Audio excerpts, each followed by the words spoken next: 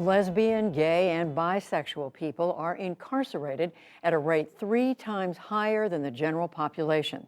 But as special correspondent Kat Wise reports, when LGBTQ people are released from prison, experts say many re-entry programs fail to meet their unique needs. This story is part of our ongoing series, Searching for Justice.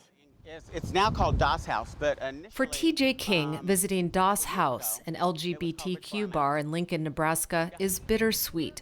About a decade ago, King, who uses the pronoun they and is non-binary, meaning their gender identity is not strictly male or female, was a partner in a nightclub at this location.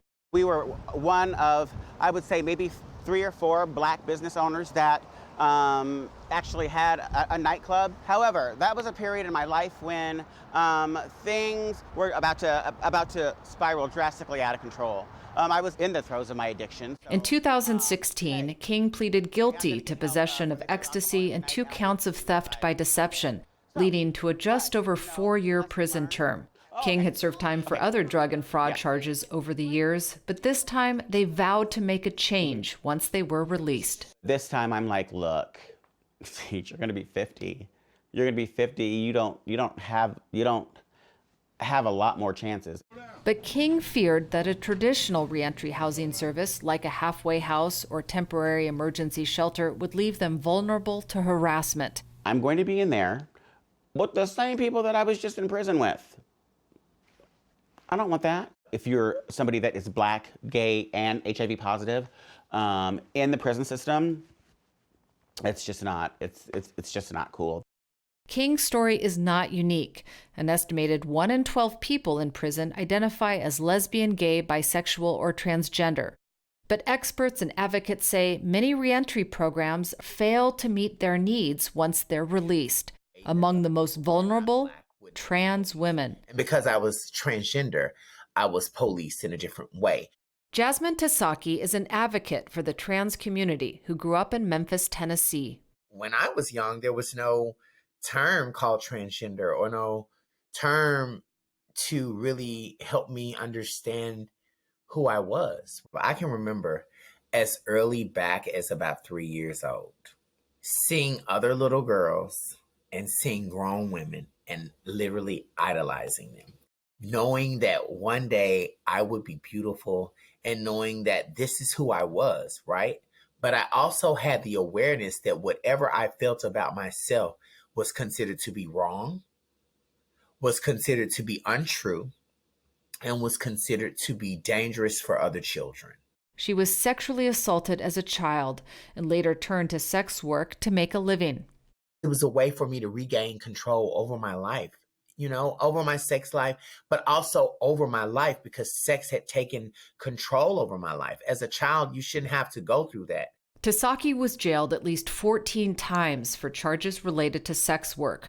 Her experience is common. A 2018 study found that for every time a young trans woman is incarcerated, her odds of recidivism increase. And it said her ability to reintegrate after incarceration may be hindered by the added stigma of being trans. Tasaki says there are few housing options to help stop the cycle. Once they see that you're trans, you're not getting in the door.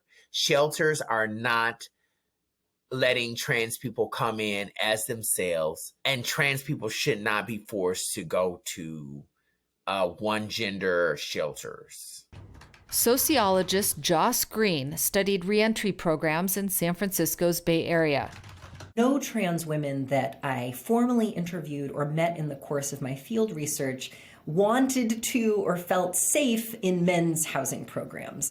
He found that many women's shelters admitted cisgender women, that is, women whose gender identity matches the sex they are assigned at birth, but excluded most trans women. They were disbelieved as to really being women. For the women that were able to enter these programs, there were then, a series of other challenges connected to the harassment they could experience, both from cisgender women in the program and from the staff themselves.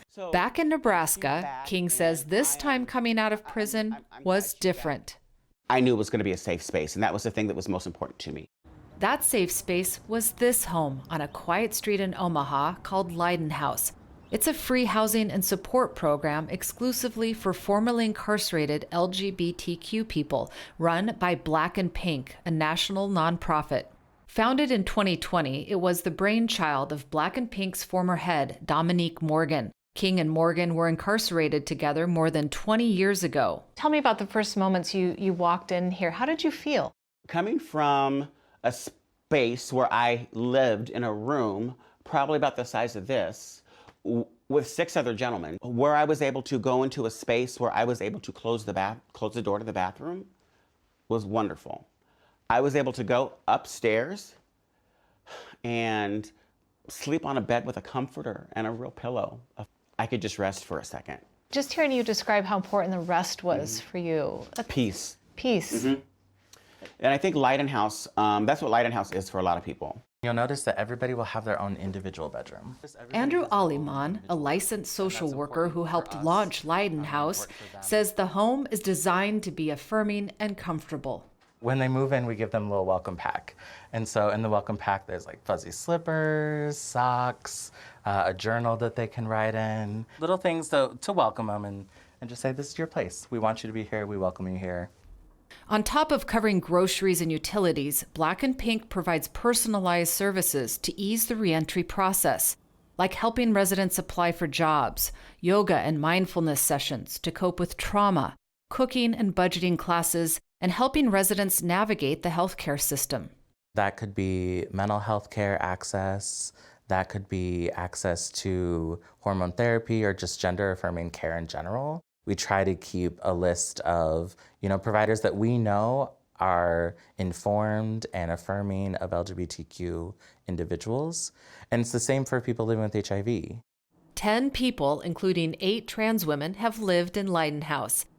Unlike some other transitional housing programs, residents can stay for as long as they need. Trans activist Tasaki oversees some of Black and Pink's programs.